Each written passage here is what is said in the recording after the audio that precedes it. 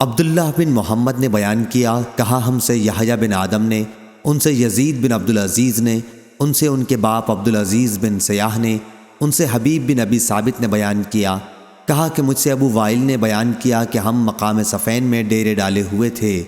پھر سہل بن حنیف کھڑے ہوئے اور فرمایا، اے لوگو، تم خود اپنی رائے کو غلط سمجھو۔ ہم صلح حدیبیہ کے موقع پر رسول اللہ صلی اللہ علیہ وسلم کے ساتھ تھے۔ اگر ہمیں لڑنا ہوتا تو اس وقت ضرور لڑتے۔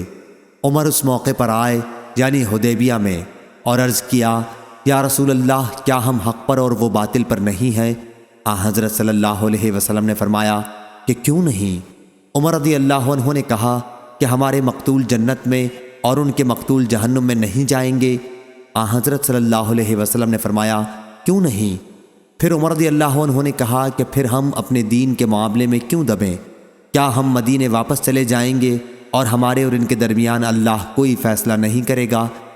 حضرت صلی اللہ علیہ وسلم نے فرمایا، اے ابن خطاب، میں اللہ کا رسول ہوں اور اللہ مجھے کبھی برباد نہیں کرے گا۔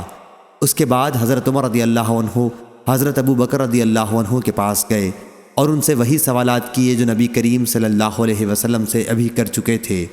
انہوں نے بھی یہی کہا، کیا حضرت صلی اللہ علیہ وسلم اللہ کے رسول ہیں اور اللہ انہیں کبھی برباد نہیں ہونے دے گا۔